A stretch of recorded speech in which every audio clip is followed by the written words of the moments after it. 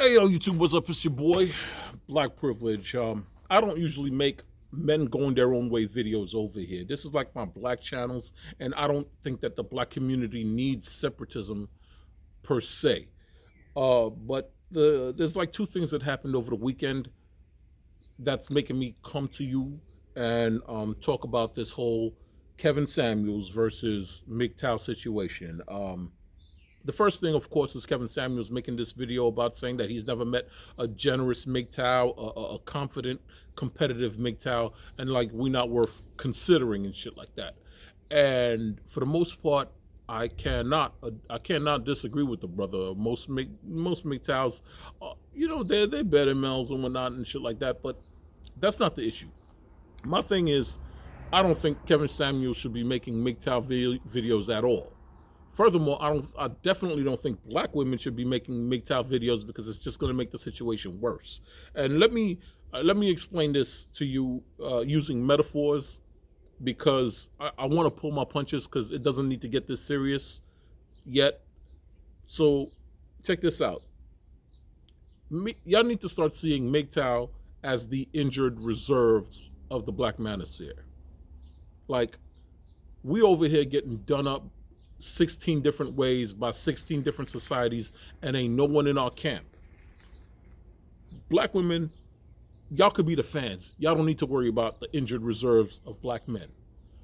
Alpha males and players and shit like that, y'all niggas are on the field playing the game, and we over here wondering if the game is worth playing. Is it worth going through all this drama? Because ain't nobody gives a fuck about our community except us. So we're talking it out in our own capacity. Truth be told, MGTOW is more of an excuse for men to talk about their grievances by just saying, oh, fuck women, women aren't the solution. Let me tell you about what's going on in my life, my brother.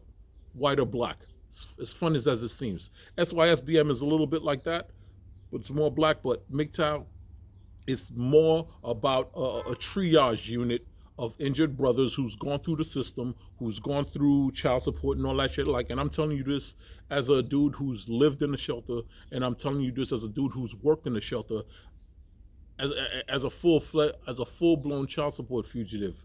A lot of these niggas don't want to hear fucking alpha male shaming, especially in the capacity that we're dealing with it, because what was actually happening is that you got this real toxic masculinity going on of niggas killing niggas. I'm talking about that real shit, the type of toxic masculinity where black men kill other black men to impress females. And we got to deal with that bullshit of black revolutionary thinking. That means that even if you're tired of dealing with toxic masculinity, you can't go to a white hospital. You can't go do anything that's authentically black. The fans want us to heal by ourselves. They ain't giving us no help. All right? I look at a brother like Kevin Samuels. I look at the brother like Alpha Male Strategies of all these other dudes. I look at the dating coach community.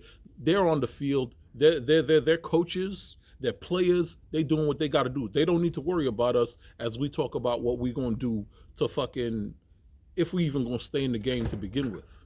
You know? You feel what I'm saying? Don't make videos about MGTOWs. Women don't make videos about MGTOW, and alpha male dudes don't make videos about MGTOWs either. I wish MGTOWs could follow their own advice and ignore y'all, but that's not gonna happen. If you're the starting quarterback, don't worry about the dude on injured reserve, especially if the dude on injured reserve got a little dirt on you, because I could blow up all y'all niggas spots if I wanted to, but I don't. Like, just a little sample.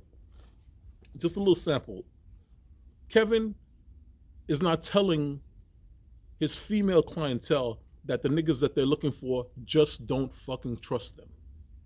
Kevin is not telling his female clientele that the situation is so bad between the bottom class that, you know what, some of them, they don't even, I'm sorry, but some of them don't even believe in heterosexuality between black women. They think that black women are economically driven 100%. So to calm the situation, brothers like Kevin are telling women that they have to behave like that chick in Coming to America, the Princess of Zamunda, hopping on one leg saying, "What do you want from me, my king?" And you have to be completely submissive, but everybody knows that that shit is just an act. She could do you dirty just like any other female will do you dirty. She could get you into child support court while she's hopping in one leg. You know, she'll do that for the judge who's telling you to pay $50,000 or $60,000 in child support. And sometimes that was her intention all along.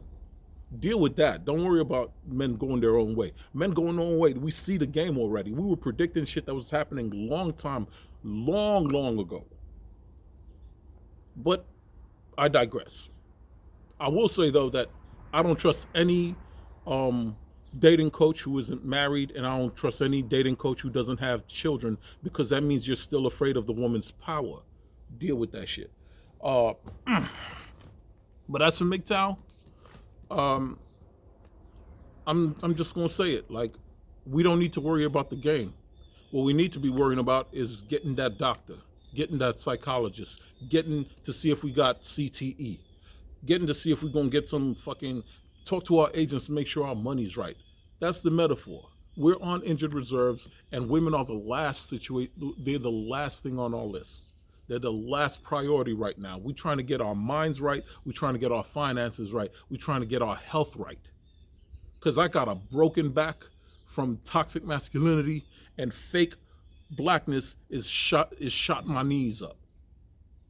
I don't need to worry about flexing and styling and profiling or getting into bar fights for females. So you out of your fucking mind. That's the game. That's the game. Now, you know,